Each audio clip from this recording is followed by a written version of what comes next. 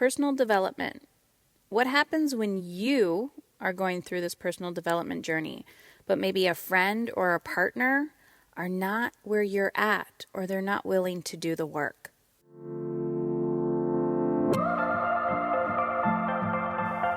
Did you know there are 7 key factors that you need to understand and master in order to manifest anything in your life? Well, guess what? I'm going to teach it to you. I'm creating a free training that's happening at the end of April. So if you're interested, head on over to momisincontrol.com/join. And the first key factor, I'm going to give you a little heads up right now, is getting super crystal clear on what it is that you want. Yes, I know this can be overwhelming. So guess what?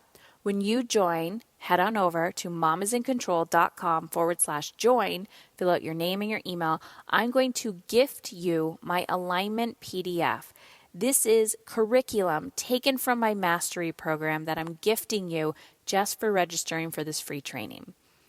And during the free training that will happen at the end of April, and yes, there will be a replay, I will walk you step by step through the process, what these 7 key factors are, giving you resources and actionable practical steps that you can take today, well, not actually today, but on that day, to take back control of your time and your parenting.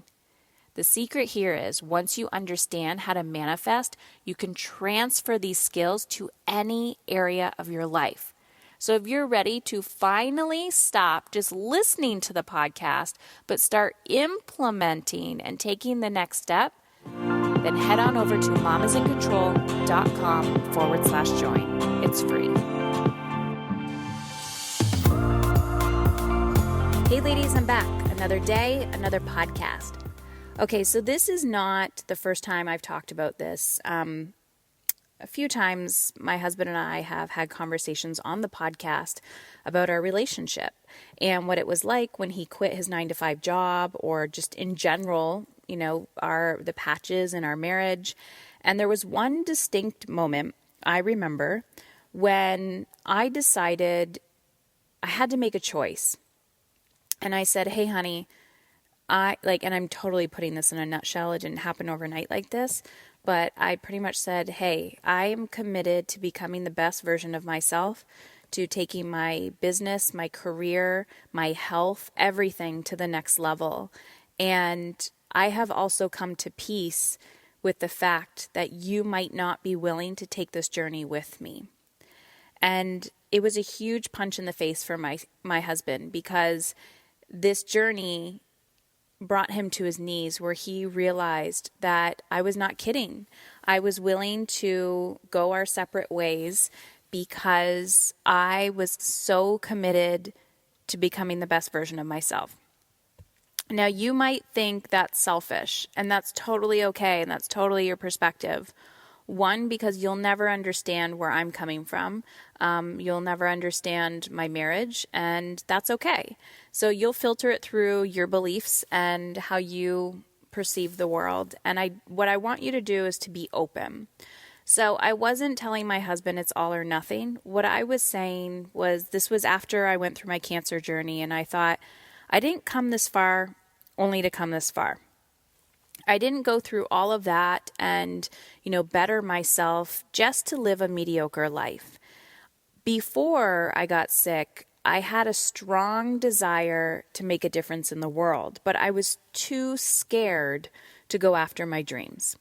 I was too scared to think outside the box. I was too scared to create life on my own terms, in fear of what other people would think. And then when I was faced with the ultimate fear, the fear of death, I thought, I don't fucking care what people think.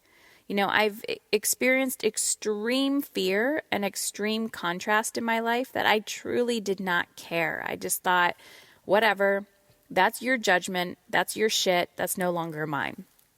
And when I got to that point, I just, I was on this momentum train, and I was like, wow, I'm seeing momentum. I'm feeling better. I feel stronger mentally, physically, emotionally. Things are going for me. They're going for us. Things were really, really good. But I could see that my husband was struggling, and he just didn't want to move. He didn't want to grow. And after that conversation, he did grow. But like I said, I was very open to the alternative. Of course, that would have been painful and that would have been a very different path. And I would probably be talking about different things today. But he grew, and it was just a very rough patch in our relationship. And we had many, many, sleepless nights and conversations about it. So I always get asked from women, like, I can't grow because my husband doesn't want to grow, or I can't do this because he won't do this. And another part of this is realizing how controlling we are as women. So part of Mom is in Control is not about controlling other people. The name is, you're a mom, you want to feel in control in your life. But what you do often when we feel out of control emotionally is we try to control other people. And our partners are close to us, if you have a partner, and we control them. And when we control them, it could be conscious or subconscious. But when you control somebody, you don't realize that what you are doing is you're actually taking away from yourself. You're taking away from your growth and your cup. So I want you to visualize this. You have 2 cups. You're sitting in a coffee shop with your partner, with your friend, with your child. It doesn't matter if your child is a toddler or a teenager. I want you to just visualize this. So you have a cup, they have a cup, and your cup is full. Your cup, you just ordered a tea, your cup is really full. And that person is sitting there experiencing a sense of discomfort, experiencing anger or frustration. And what do? You want to take their pain away. You want to control their emotional well-being. You want to control their life experience. You want to control their everything. You want to make sure that they're happy, right? I know we do this as women all the time. This is almost like a default, but it is not the path to happiness. So here you are watching and observing your loved one. Their cup is empty, or their cup is full of anger, or whatever it is. And here you are pouring your tea, your full cup, into their cup. And now it's half and half. But guess what? That person actually didn't ask for tea. You were just like, oh my God, I'm so uncomfortable with your emotions because I'm so uncomfortable with my emotions. And I was just trying to give you something, and I was just trying to give from myself. And when I gave to myself, I gave you from my cup. And guess what? They actually didn't ask for anything. They didn't ask for anything. So you want to know what happened? Their cup has a hole in it. Their cup has wounds and imperfections, and that's okay. And the tea that you poured into their cup, it slipped right through.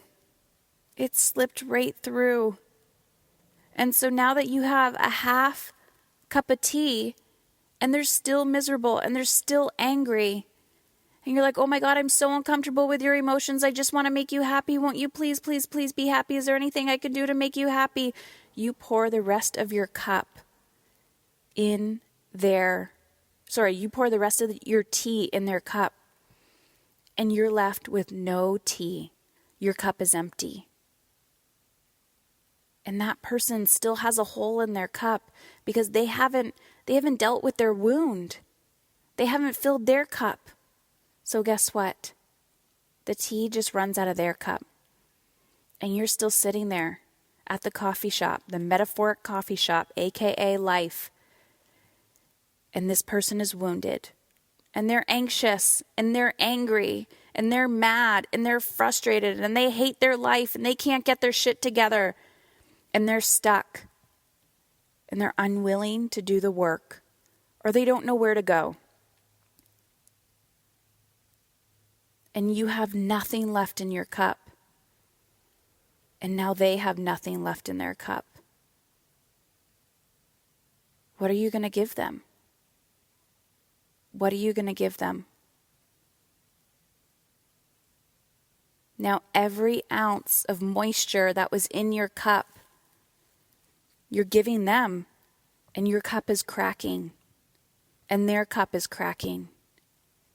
And you are both sitting there with cracked cups, wounded holes, because you've taken on their pain. You tried so hard to make them happy, you didn't know how to make yourself happy. So I know some of you might be nodding heads and going, holy shit, yes, yes, yes. So you might be asking me, well, Heather, how can I turn this around? So many years I live my life like that. And sometimes, I'm not saying I'm perfect, sometimes I still catch myself going down that rabbit hole. Metaphorically, pouring other people's cups, not knowing how to replenish mine, and those people never asking for me to fill their cup. And they have holes. And then we both have empty cups. So here's the alternative. And I'm using this coffee cup as a metaphor. But here's the alternative. You are full. You are teaching the other people how to change their life. You are not doing the work for them. So you're sitting there with your coffee cup, and your coffee cup is full of tea, and that person is sitting there bitching and complaining, saying, poor me, poor me, poor me. And that's okay. We all have poor me days. But you know this person really doesn't want help because you've asked. You said, oh, go. Have you read this book? Have you listened to this podcast? Why don't you go to the gym? Why don't you go for a walk? Oh my gosh, just take the weekend off. I'll take care of the kids.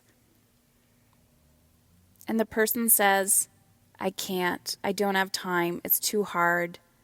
You know they're not open and receptive to receiving help. But instead of you pouring your energy, your brain power, everything, you work so hard to get that nice full cup of warm tea, you say to the person, if you want a tea, just go over there and ask the barista, and he'll pour you a cup of tea. Heck, look, I got an extra tea bag. Here's my tea bag. All you have to do is go get hot water. And if that person says, I'm not willing to get up and go get my hot water, what they're really truly saying is, I'm not willing to do the work. And then you say, okay. And you sit down. You do not get up and get their tea. This is the metaphor for life. How often are you not only pouring from your cup becomes cracked. But this is the beauty.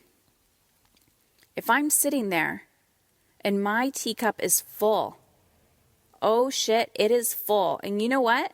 That barista, he actually filled it right to the brim. And I'm like, you know what? I have more than I need here. More than I need here. Here, now I'm going to pour some in your cup. Now that I've poured it in their cup, I have no expectation. None. It was extra. I gave back. I don't care if they drink it. I don't care if it falls through their hole. I gave it with no expectation. I wasn't coming from a place of fear like, oh, they need to figure this out. I just gave it from a place of love. So I hope this was beneficial for you. I hope you gained some value from this and realizing it doesn't matter if it's a marriage or a child or a friendship. We can have these relationships where people are struggling around us. We all have those seasons. I struggle. I'm challenged.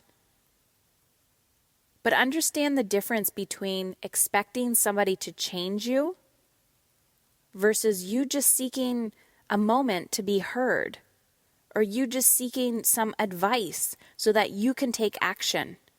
There's a difference. Knowing the difference will save your life.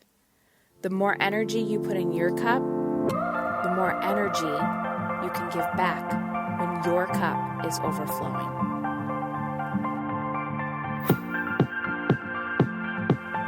Big Life Journal. Have you heard of them?